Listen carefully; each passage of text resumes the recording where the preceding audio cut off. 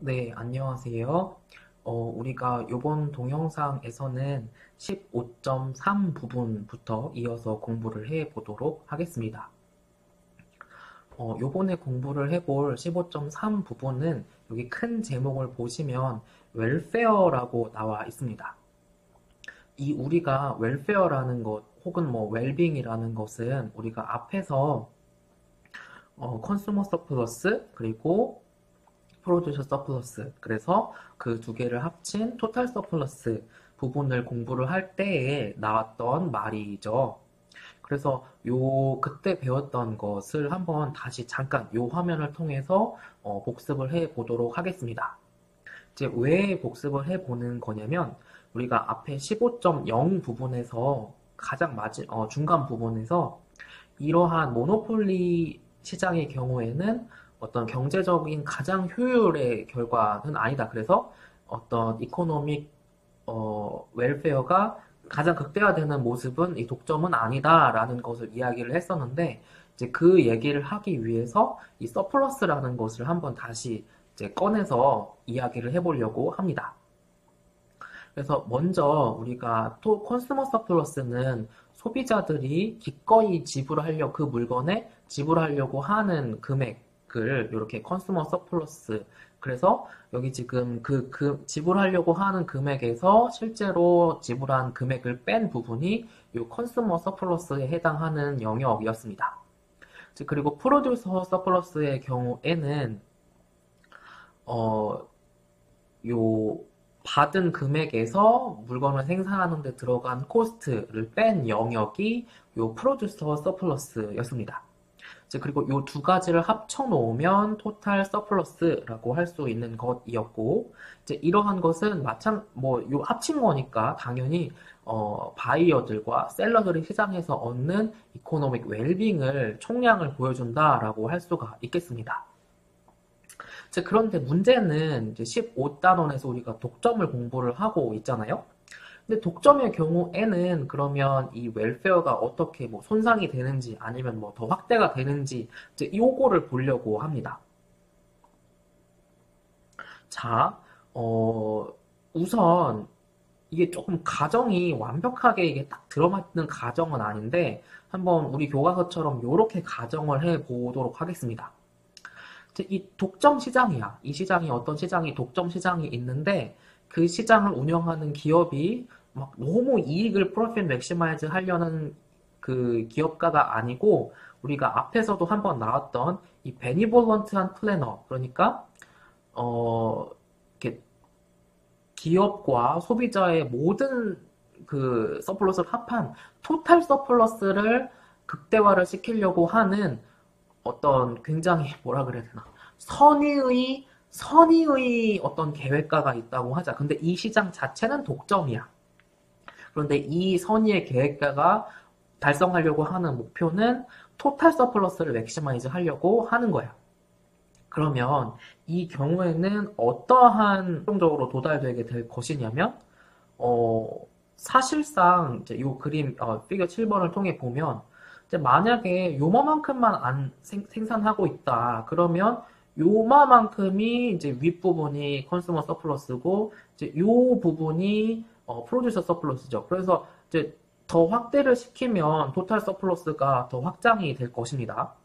이제 반대로 이렇게 이제 요 efficient한 퀀터티를 넘어서 생산을 하고 있다라고 하면 이게 그 전에 질문도 하셨었는데 이게 따지자면 이게 마이너스인 서플러스라고 해야 되나? 근데 마이너스한 서플러스는 사실은 존재하지 않는다라고 이야기를 하거든요. 그래서 어쨌든 다시 요 efficient한 퀀터티만큼 그러니까 딱 요만큼을 생산을 하는 것이 이제 딱 요렇게 컨슈머 서플러스 그리고 요 밑 영역의 프로듀서 서플러스 그래서 요 모두로 합친 요 토탈 서플러스를 가장 극대화하는 부분이 요 마지널 코스트와 요 디맨드 커브가 교차하는 부분, 즉 efficient한 퀀터티만큼을 생산을 할 때라고 할 수가 있습니다. 가정이 완벽한 가정은 아니나 독점 시장이라고 하더라도 만약에 토탈 서플러스를 극대화하고자 하는 베니볼런트 플래너라고 하면 요렇게 얼마만큼의 퀀터티를 생산할 거다? MC가 디맨드 커브와 일치하는 부분에서의 퀀터티만큼을 생산을 할 거고, 이제 그 물건에 대해 부과하는 가격은 요 MC와 동일한 가격만큼을 소비자들한테 받고 판매를 하면서 토탈 서플러스를 극대화를 하려고 할 거다라는 거가 되겠습니다. 이제 요거는 가정이고, 이제 그래서 무슨 이야기를 하려고 하냐면, 이제 그런데 말입니다. 자, 보세요. 그런데 이 독점 기업은 이렇게 선의의 이 베니볼런트한 플래너가 아니란 말이죠.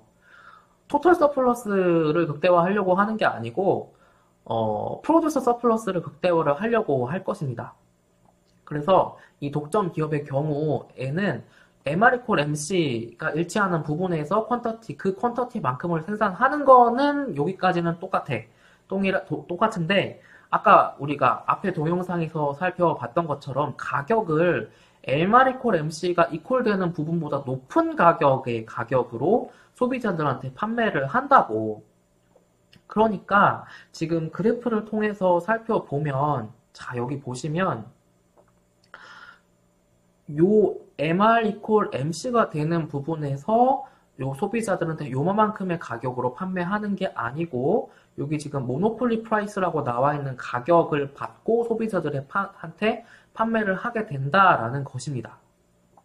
그리고 요 MC랑 디맨드 커브가 교차하는 요만큼이 시장에서 봤을 때는 이피션트한 퀀터티인데, 그것보다 적은 요 모노폴리한 퀀터티만큼을 밖에 생산을 안 하더라. 그래서 시장으로 봤을 때보다 효율적인 적정 생산량보다 모노폴리 기업은 덜 생산을 하게 되면서 우리가 앞에서 봤던 이 DWL, 데드웨이트 로스라는 게 발생하면서 경제적인 손실이 발생하더라라는 게 이 독점 시장에서의 모습이 되겠습니다. 그래서 앞으로 다시 돌아가 보면 여기 나와 있는 것처럼 이 독점 기업의 경우에는 사회적으로 이피션트하다고 생각되는 퀀터티보다 적게 생산하면서 소비자들한테는 가격도 높게 받잖아. 그러니까 이런 경제적인 손실, 데드웨이트 로스가 발생하게 된다라는 것입니다.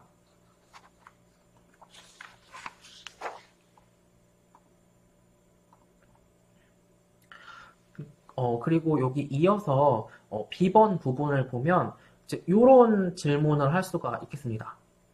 그러면 모노폴리 기업이 얻는 프로핏은 사회적으로는 비용이냐라고 하는 것인데, 이야기를 한 것처럼 독점 기업은 MR = MC에서의 P가 아니고 더 높은 프라이스를 소비자들한테 내도록 함으로써 높은 이익을 얻고 있습니다.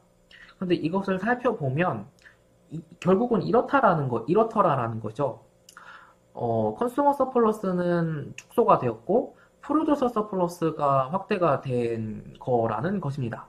그래서 이게 전체적인 이코노믹 웰빙, 그러니까 토탈 서플러스를 살펴보면 이 컨슈머 서플러스가 감소한 만큼이 이제 프로듀서 서플러스로 갔다면, 뭐 이거는 토탈 서플러스 총량으로 봤을 땐 줄어든 게 아니기 때문에 문제가 아닐 수 있다라는 부분입니다. 그런데 문제가 되는 부분은 이렇게 앞에서 우리가 그래프를 통해서 살펴보았던 것처럼 사회적으로 바람직한 생산량보다 덜 생산되고 있다는 것에서 문제가 있다라는 것입니다. 그래서 독점 자체는 요 웰페어 측면에서는 문제가 없을 수 있으나 이렇게 생산량이 바람직한 생산량보다 덜 생산된다. 이거 마치 뭐랑 같아요? 우리가 앞에서 세금 배웠던 거, 텍스 배웠던 거랑 같은 상황인 거죠. 그래서 이제 그런 것이 이러한 독점의 문제라고 할 수가 있겠습니다. 그리고 우리가 15.4 부분으로 넘어와서는 이러한 독점 기업들이 행하는 가격 차별 행위에 대해서 살펴보도록 하겠습니다.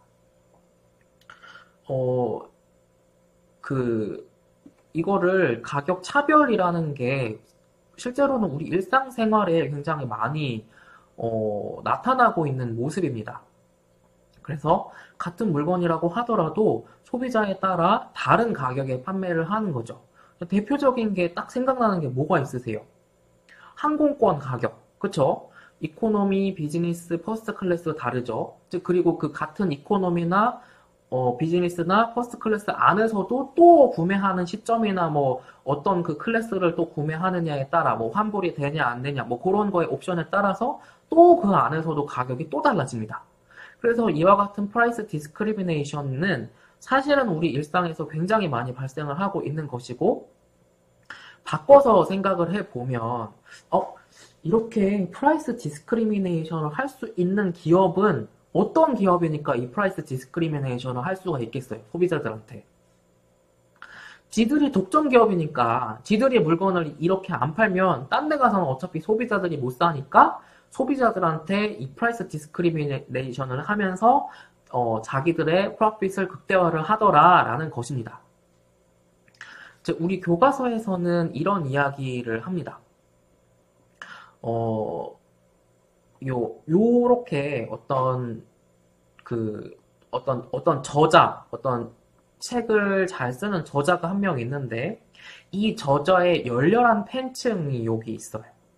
그래서 요 열렬한 팬층은 10만 명이야.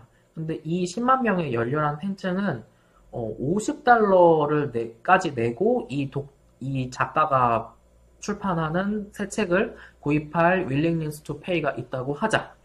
그런데 또 다른 층의 독자가 있는데 일반층의 독자가 있어.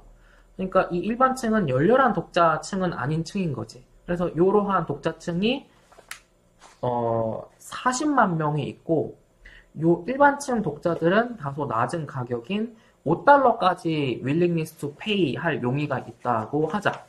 그러면 이 저자가 책을 내는 출판사에서는 어떻게 이익을 극대화를 할 수 있냐면 바로 이 프라이스 디스크리미네이션을 통해서 이익을, 프로핏을 극대화할 수 있다는 거죠.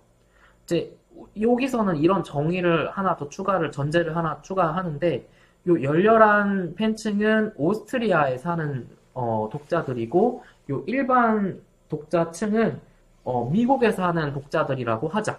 그리고 요 독자들이랑 요 독자들은 완벽하게 분리가 되어 있고 요 나라에서 산 책이 여기서 다시 팔리거나 또 여기서 산 책이 요 나라에서 다시 팔리거나 하는 현상이 불가능하다라고 가정을 하자.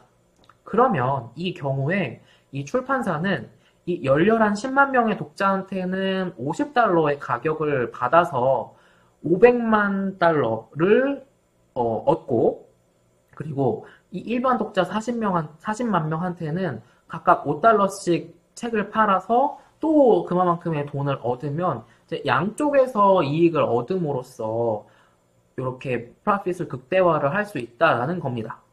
이제 만약에 그렇지 않고 이쪽 혹은 이쪽에만 책을 판매를 했다면 훨씬 이 출판사의 수익은, 프로핏은 적어지게 될 것입니다.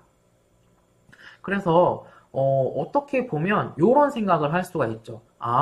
만약에 어떤 한 가격으로만 뭐 $5의 책을 판매한다던가 아니면 $10의 책을 판매한다던가 하면 30달러의 책을 판매한다던가 하면 한 독자층은 아예 책을 안 사게 되는 거니까 이코노믹 웰빙이 줄어드는 것을 이러한 프라이스 디스크리미네이션을 통해서 모두가 책을 구입할 수 있게 함으로써 이코노믹 웰빙을 웰페어를 늘리게 되는 것이다 라는 것입니다.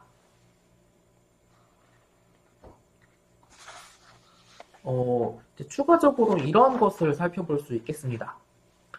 이러한 가격 차별이 완벽하게 가능한 경우를 이렇게 perfect price discrimination이라고 할 수가 있겠습니다. 그래서 이 경우는 사실은 이론상으로만 가능한 건데 진짜 각 소비자마다의 willingness to pay를 기업이 다 정확하게 안다고 하자. 그래서 이제 그 소비자마다 그냥 딱 그 지불할 수 있는 최대의 willingness to pay만큼을 딱 주고 물건을 사게 하는 거지. 이제 그런 경우가 요 perfect price discrimination이라고 할 수가 있겠습니다. 이제 그러면 이 경우에는 이제 굉장히 전체가 다 컨슈머 서플러스가 전체가 다 프로듀서 서플러스로 흡수가 되는 경우라고 할 수가 있겠습니다. 즉, 그런데 데드웨인 로스는 발생하지 않는 경우가 되겠죠. 그런데 만약에 이와 같은 프라이스 디스크리미네이션이 없는 경우라고 하자. 그러면 요에서 살펴보면 쉬운데, 여기 지금 피겨 9에 있는 그래프를 통해서 살펴보면 여기 지금 B번 그림은 완벽한 가격 차별의 경우입니다. 그래서 여기 지금 요 서플러스 전체가 다 프로듀서 서플러스로 가는 거예요. 그런데 그렇지 않고 가격 차별을 하지 않는 경우다 라고 하면 이제 컨슈머 서플러스는 요만큼, 그리고 기업에게 돌아가는 프로핏이 요 상자만큼, 이제 그리고 이제 요 진한 파란색 삼각형이 데드웨인 로스라고 할 수가 있겠습니다. 적정한 어떤 판매량은 요만큼인데 요만큼밖에 판매가 안 되면서 요런 데드웨인 로스가 발생을 하는 경우가 되는 거죠. 그래서 앞으로 돌아오면 이렇게 데드웨인 로스가 발생을 하는 경우라고 할 수가 있겠습니다. 하나 더 생각을 해볼 수 있는 거는, 만약에 이렇게 가격 차별을 하지 않는다면, 자 보시면 가격에 물건을 다 판다고 하면 이 물건이 조금 비싸다고 생각하는 소비자는 아예 물건을 안 사게 되는 거죠. 그쵸? 그러니까 이 물건을 아예 안 사는 소비자가 생김으로써 데드웨인 로스가 생기는구나 라고 생각을 해볼 수가 있겠고, 이 완벽하게 가격 차별을 하는 경우에는 모든 소비자의 윌링니스 투 페이만큼을 딱 그 기업이 이제 딱 그만큼 표적으로 딱 물건을 판매를 하기 때문에 이제 여기의 경우에는 오히려 데드웨인 로스가 발생을 하지 않는 경우라고 할 수가 있겠습니다.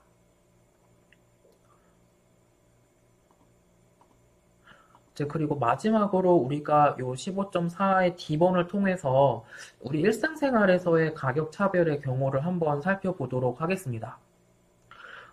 항공사에서 판매를 하는 항공권의 경우 요 어떤 가격 차별이 나타나고 있는 것이고, 또 여기 교과서에서 이야기하고 있는 것처럼 어떤 요일에 출발하는 항공권이냐에 따라서 항공권 가격이 또 천차만별이죠. 그리고 또 영화 티켓 가격도 어린이나 노인의 경우 할인을 해주는 경우 이런 것들도 가격 차별, 그리고 어떤 인터넷 쇼핑을 하거나 아니면 마트에 가서 물건을 살 때 바로 옆에 아니면 뭐 다운받을 수 있는 쿠폰이 있는 경우가 있죠. 그래서 이거를 그 시간을 들여서 더 싸게 사려고 하는 소비자들은 쿠폰을 적용을 해서 물건을 싸게 살 것이고, 그렇지 않고 귀찮아 그냥 나 바로 살래라고 하는 소비자들은 쿠폰을 적용하지 않고 비싼 가격에 살 거기 때문에 이와 같은 소비자들을 할인된 가격과 할인되지 않은 가격으로 차별하는 것이라고 할 수가 있겠습니다. 이제 그리고 대학교에서 제공하는 등록금이 아니고 장학금의 경우에도 일종의 가격 차별이라고 할 수가 있겠는데요. 이게 뭐 저소득층이라든지 아니면 뭐 미국의 경우에는 뭐 유색인종에는 장학금을 더 주고 하는 경우가 있죠. 그래서 뭐 그런 장학금 안 받고 나는 충분히 내 학비 다 낼 수 있어요 라고 하는 층이 있을 수도 있고, 이제 그렇지 않고 장학금을 꼭 받아야 되는 층이 있을 수도 있겠죠. 그래서 이제 그 사람이 그 교육에 내는 총 비용을 이렇게 프라이스 디스크리미네이션을 하는 거라고 할 수가 있겠습니다. 이제 그리고 마지막으로는 소비자가 구입을 하는 물건의 수량에 따라서 차별을 하는 건데, 뭐냐면 물건을 10개 살 때보다 뭐 20개, 30개 더 많이 사면 보통 할인 많이 해주죠. 아무래도 물건을 점점 많이 사는 소비자일수록 그 가장 마지막에 윌링리스 투 페이가 떨어지기 때문입니다. 그러니까 뭐 샴푸를 뭐 쟁여놓는 것도 한계가 있는 거잖아요. 그쵸? 그러니까 그냥 뭐 한 개 살 거 두 개, 두 개 살 거 세 개, 뭐 요렇게 유도를 함으로써 많이 사는 소비자한테 할인을 해주는 것도 요 수량에서의 퀀터티 디스카운트 같은 것도 프라이스 디스크리미네이션이라고 할 수가 있겠습니다. 그리고 우리 강의 노트에는 없는데 우리 교과서에 있는 거가 있어서 마지막으로 하나 언급을 하고 마치도록 하겠습니다. 요 앞에서 우리가 Perfect Price Discrimination이라는 것을 공부를 했는데 제가 뭐 지나가면서 바로 빠르게 이거는 이론에서만 가능한 거죠 라고 그렇게 언급을 했습니다.